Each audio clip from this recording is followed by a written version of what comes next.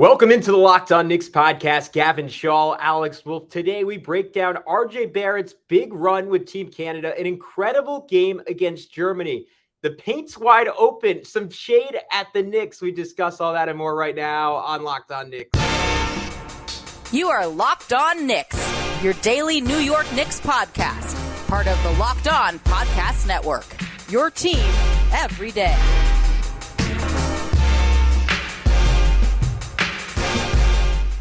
You are Locked On Knicks. If you want to become an everydayer and therefore one of my best friends, I release power rankings every month. You can check it out on my Substack. All you have to do is be sure to subscribe on YouTube, hit that notifications bell so you never ever miss an episode, and be sure to do the same on the audio side. All right, that's how you kind of become my podcast best friend. You want to become my IRL best friend, subscribe to our Subtext. The number to text is below in the episode. All you have to do is subscribe, and you can text us as often as you want, whenever you want, wherever you want.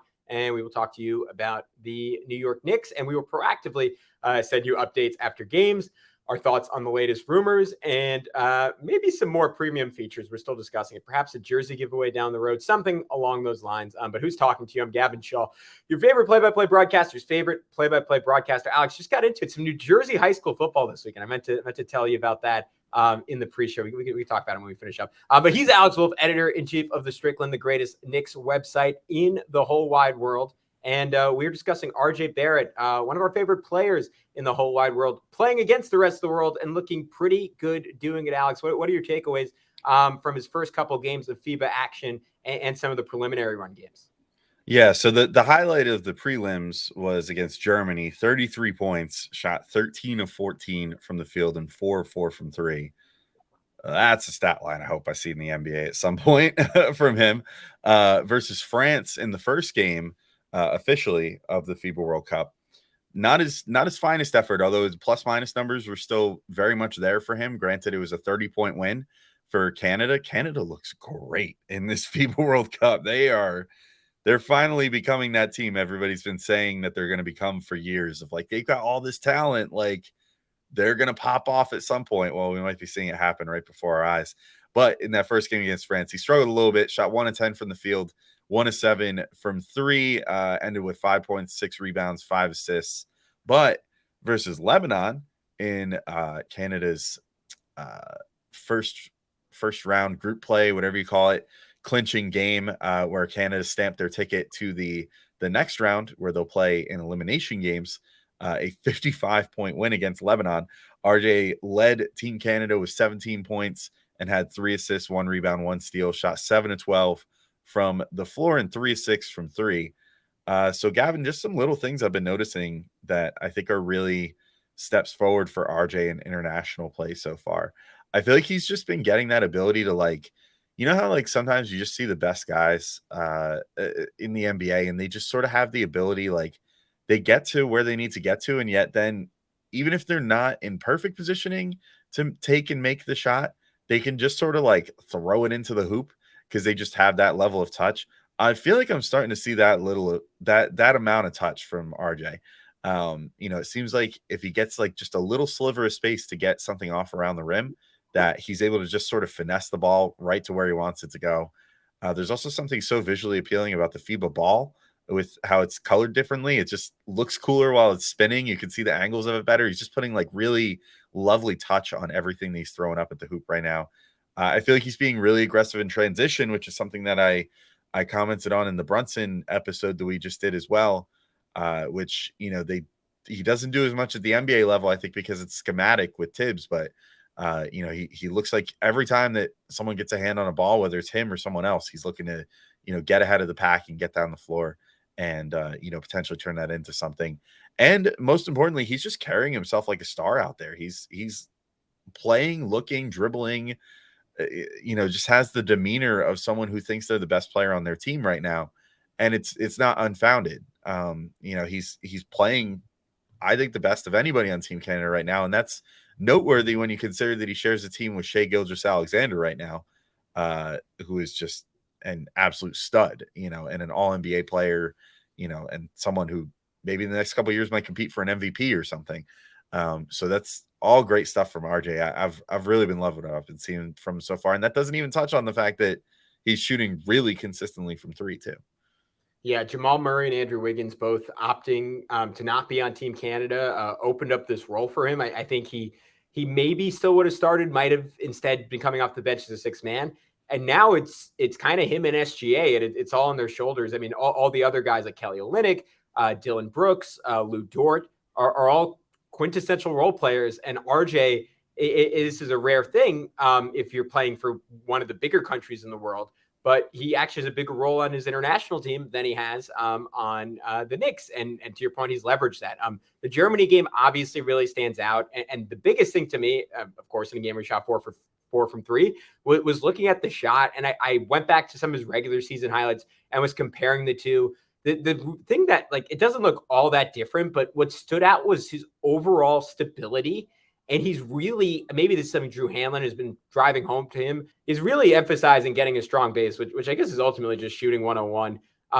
But a lot of times, like, shooting coaches will just say, as long as your dip is there, you don't really need it. But for RJ, that extra stability, I think is doing him some good. The base looks strong. The release also is less shaky. Sometimes he kind of whips it, even when he's shooting well on the Knicks. And now it's just very consistent each time. He kind of just raises up to a spot and shot. But you know that Japanese shooting robot that just makes every single shot? Mm-hmm.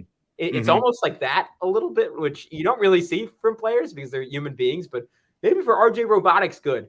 On top of that, the process continues to be good for him on both ends of the floor. Just making early passes. Like, he had one play where he's just kind of aimlessly dribbling out of the arc and outside of the arc. And for so many years on the Knicks, that would just turn into ISO that meandered into nothing. And this time he waited for the help to just take an extra step over, whipped it across the court to Nickeil Alexander-Walker, who sped in for a layup. That was exciting to watch. In transition, he's running the floor and looking for catch and shoot threes. And that might have just been in the Germany game because he was hot. But in the regular season, Alex, like, he was passing that shot up. He was scared to take that three. And for a guy who's ultra confident, it's nice to see that back for distance where he's actually looking to get that as an open shot. And his ability to catch, quickly set his feet and fire is really good. Against Lebanon today, he even got an off the dribble through an ISO. It was when they were up by 50 points. That's the time for him to experiment. But I like that theoretically that's something he's working on this offseason. I know Prez mentioned even just the ability to do it off of 1 or 2 dribble moves is something that could really help his offense and could be a go-to for the Knicks when things kind of get stuck in the mud a little bit. And then to your point, this is something he's always been good at, but his ability to take contact, knock a defender over, and just balance on one foot and just flip it in off the glass at different angles. Really exciting. I'm with you. I thought he's looked great. I think the process has been great. And this is something Prez has pointed out, but defensively he's looked pretty good as well. Canada's asking him to do a ton of switching, guarded a bunch of different body types, and he's been really game. I think maybe that playoff run, that Miami series, really helped his confidence on that end of the floor. Here's hoping, and maybe it's also helping his confidence off the floor as well, talking about how the paint's wide open in interviews, maybe throwing a little shade at the Knicks. So we're going to talk about that in just a second, the 3-word quote that has gotten Knicks fans in a tizzy because it's maybe RJ taking a little shot at the team back home. But first, we got to remind everybody that today's show is brought to you by FanDuel Sportsbook. Get ready for the NFL season with incredible offers from FanDuel, America's #1 sportsbook. Right now, new customers can bet $5 and get $200 in bonus bets guaranteed. What a return on investment. Plus, all customers who bet $5 will get $100 off NFL Sunday Ticket for YouTube and YouTube TV. So that's 200 plus 100. That's $300 of bonus bets plus NFL Sunday Ticket savings you can get for $5 right now. Not too bad of an exchange rate. Now is the best time to join FanDuel. The app is easy to use, and you can be on everything from spreads to player props and more. So visit FanDuel.com/lockedon and kick off the NFL season with an offer you won't want to miss. FanDuel, official partner of the NFL. All right, and we're back in to continue talking about RJ Barrett and his international play, but this is a little thing that's not international play, but an international controversy, international interview that RJ took the other day. He got asked, why are you playing so good for Canada, more or less? And he responded, the paint's wide open. And that's it.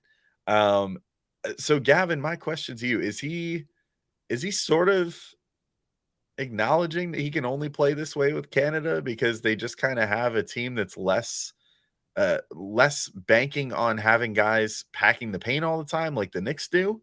And is there any way the Knicks can tap into this season? Because I think that if you could find a way to find RJ on a more open floor, I think that could be beneficial.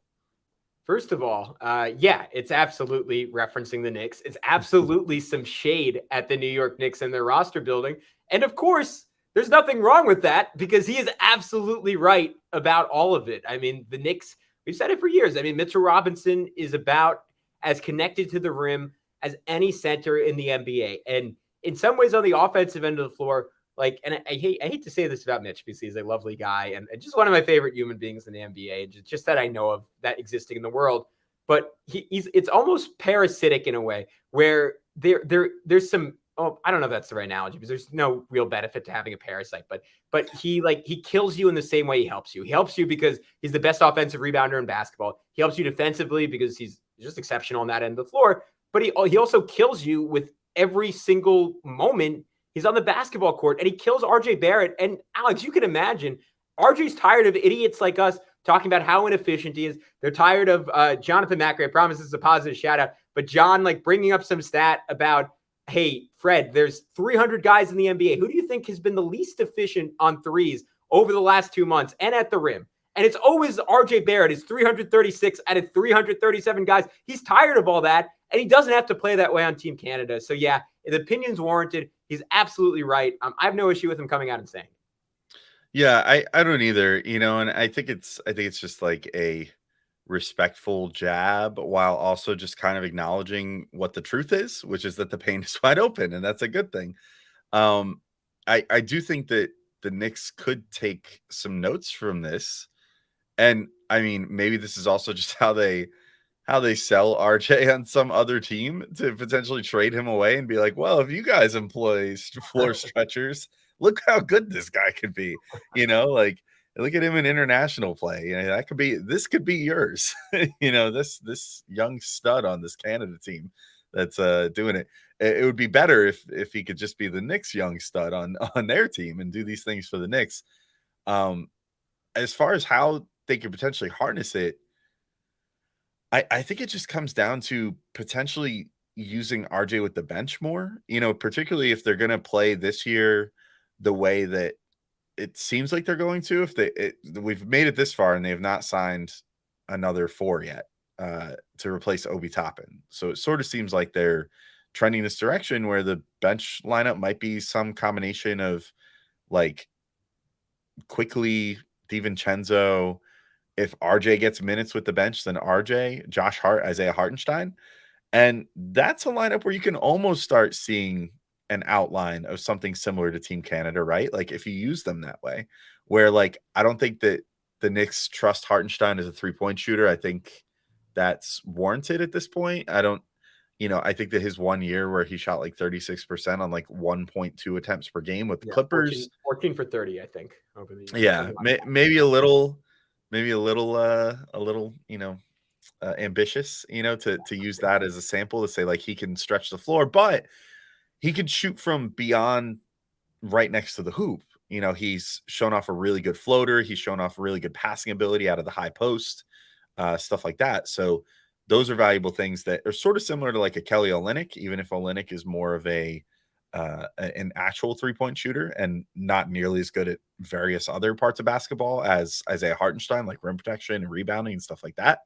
But then if you have Josh Hart out there, we've seen that he kind of struggles a bit with open 3-point shooting, but he's at least good at putting the ball on the floor, kind of moving things around, making the right pass, stuff like that, things that are beneficial. Like if you kick it to him and he's not necessarily getting the most respect, at least if he gets a little bit of respect out there, he can find the right guy cutting to the hoop or something on a nice pass, or attack the closeout and then kick it out to a waiting RJ Barrett or something like that for a 3. And now it's worth noting real quick. It's ultimately DiVincenzo replacing Obi, right? And DiVincenzo's always going to get more attention out there than Obi would.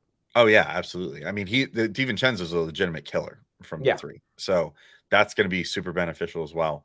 And Emmanuel Quickly, I think, gets real attention from 3 now as well. So maybe I don't know. Maybe I might have just talked myself into it. Maybe if RJ just gets a lot of time, gets the start of the game, whatever. But maybe if he becomes the guy that is the first man out when the Knicks make their first subs, and then can be the first starter to come back in and get that valuable run with the bench unit, maybe we could see a little bit of a replication of this.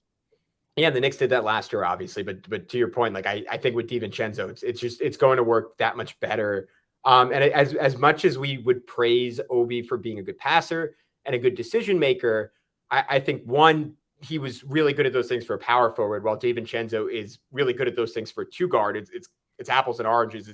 It's just another level. And then the extra attention DiVincenzo gets as a shooter. I mean, one, opens up the paint for RJ in terms of ISOs, but two, like if the spot up shooting from RJ is real, like especially against bench units, he's going to get more corner threes, and he's like really good hitting them in this tournament. He's going to get more opportunities to attack. I mean, same thing we were talking about Brunson last episode, like guys scrambling back out on the perimeter to catch up to him, and RJ's just going to get a head start. Or if you play off him, like he can do a little bit of the Giannis thing, which is showing in this tournament, which is just literally run into a guy, and to your point in the first segment, can take contact and just find a way to throw it up and in. So I think there's a lot of exciting possibilities for him. But I wonder how much some of this play, Alex, empowers RJ to maybe even try and take a bigger role in the offense next year, become a star, become maybe the second guy. Ultimately, is that crazy? Become the third guy, clear cut over Emmanuel quickly? I don't know. Let's take a quick break. We'll talk about that in just a sec on Locked On Knicks. All right, RJ Barrett, he's had his moments in FIBA where, like, especially that Germany game, right? I mean, it wasn't just that he scored 33. It was when he scored. He had an and one with 33 seconds left. He had the game tying layup with 5 seconds left where he just went out of center. In overtime, I love that he was active off the ball and like got 2 different buckets on cuts that were really exciting. And it's starting to fit into a puzzle with what we also saw from him in the playoffs, where he was the Knick. Like, we expected it to be Julius Randle and Emmanuel Quickly. And of course, both those guys, Quickly, one that ultimately knocked him out, we're dealing with injuries. But no matter what, RJ was seemingly the guy behind Jalen Brunson who was just the most confident shooting and handling the ball. Like, can we say that at a baseline more than anyone else on this team? And it kind of has my gears turning, Alex. Was that a fluke this playoffs and will Quickly be acclimated next year? Will Randle be healthy? Or come playoff time, no matter what happens in the regular season, is RJ ultimately going to be the second banana to Jalen Brunson pending any kind of star trade? Yeah, I don't know. I struggle to see a world where he would usurp Julius Randle. Yeah. I just think that Randle, it's so easy to forget because the playoffs for him were somewhat forgettable. And that's like the most recent thing in our brains. But like, there's a reason this guy made All NBA again this year, and he legitimately like was the Knicks' source of offense for so much of the regular season last year. Even the handful of games that Brunson had to miss, he stepped in and was like the absolute alpha, during that time and really propelled them. And during the one little stretch when Brunson, like, it's easy to forget, but there was like a small stretch where Brunson just could not hit anything for like 2 weeks. Yeah. And he really stepped up during that time as well.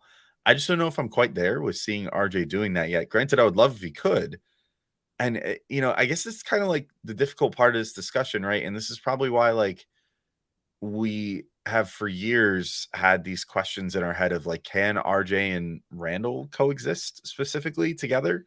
Because they seem to play so similar in how they like to make offense. You know what I mean? Like, they like to kind of like have the ball in their hands and make something happen, maybe get a quick screen set for them or something like that, charge towards the hoop, potentially kick out to someone. RJ gets a little more tunnel vision-y than Julius sometimes. Julius is better at like the ISO, like in the post sort of stuff too. And I think at this point is a little better at just like volume shooting threes and actually proving himself to be formidable from there in certain games to like really change how the opposing defense has to look at him for the rest of the game, and thus opening things up for the Knicks as a whole a little more. I don't know if we've quite seen that from RJ yet. And maybe this changes all that, but I don't think that it changes the fact that they play just a very similar role next to Jalen Brunson as far as, how they get their shots and how often they want to get their shot and stuff like that, and how they both sort of can zero in on that at times. And I think that's the biggest issue. So, I would say that like going into the season, like just based off how RJ's played and everything else, I don't see him necessarily usurping Julius Randle, but I do hope that maybe there's something useful from this international play that maybe helps him figure out a way to play better off of Randle.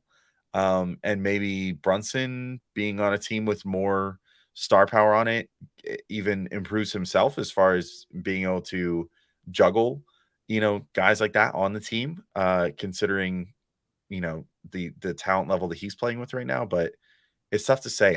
I don't know that I see him necessarily usurping Randle as like the second guy, though, no matter how good his FIBAs are, which to be clear have been amazing by and large. Yeah, I think I have the same takeaway that you do, and it's that some of the ways he's succeeding is doing role player stuff really well, right? It's hitting spotted threes, it's hitting transition threes, it's running in transition and getting dunks off of that. It's taking a dribble handoff on the move from Kelly Olynyk, which when we saw, I think pre-Jalen Brunson, we saw much more of that in the Knicks offense, right? Where RJ was always the centerpiece of all those pistol actions. And we know RJ can do that. We know he can be pretty effective doing that, especially when he's playing with the bench unit and the floor is a little bit more spaced.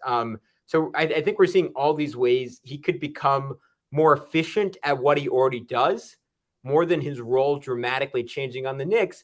But I also think because of that, I have more confidence that if the need arises, like it did in the playoffs, if Julius Randle's hobbled or if Emmanuel quickly, for whatever reason, for another year isn't up for the moment or is for some reason traded before the playoffs, like there is a version of RJ that could step up and be a little bit better. As always, it just sort of comes down to the shot with him. But I really like what we're seeing around the basket. I like the process offensively. And again, the part that I touched on a little earlier, but we haven't really discussed is if he's locked in on defense and he's focused on defense and he's playing to the best of his potential on that end of the floor, it just makes the Knicks a much better team, because the big struggle with the RJ Randle Brunson units was never offense, right? Those offenses put up numbers that, again, would have probably been the best unit in the history of basketball. But defensively, they gave up points that would be amongst the worst in the history of basketball. So if RJ can lock in on that end, it goes a long way, like regardless of what you want to say about his efficiency, which has been questionable at times, to, I think, solving a lot of the Knicks' issues.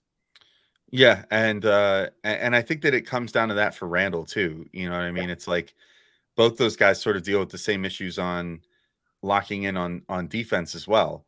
And they let their offensive game sometimes dictate how well they play on defense or whatever. And we've seen, guys like Emmanuel Quickly, who is like a lot of nights the second or third guy on the Knicks, but like, on paper probably slots in as like the fourth going into this year. But he's a guy that sometimes goes out there and wins you a game with his offense, but no matter what, never loses you a game with his defense. Yeah. And that's not something that we could say so far about RJ and Randle to this point in the next 10 years, because they've both had some pretty bad moments. I would say that Randle's worst moments in that arena were 21 to 22. And RJ's arguably were this past year. I mean, he had some times where he was a real space cadet on defense this year, and it really cost the Knicks a lot of the minutes he was on the floor. And that's why when the Knicks played their best stretch of the season after they got Josh Hart, he was finding himself on the bench more often than not down the stretch of tight games, because they just couldn't necessarily trust him to do that. So that is probably on a Tibbs coach team, probably the place that he most needs to prove himself. And maybe, just playing in this team concept with Canada, just absolutely pummeling every team that they're playing, learning how to, play within a team concept that way. Maybe that helps him a little bit when he comes back to the Knicks, and just shows him what's possible if you're feeling fulfilled on the offensive end, and then can kind of translate it to the defensive end and give that consistent effort all the time. Yeah, I'm with you. And that is it for today's episode of Locked On Knicks, and we will be back later this week, maybe recapping some more Team USA action, maybe with a guest. We'll find out, and we'll talk to you soon on Locked On Knicks.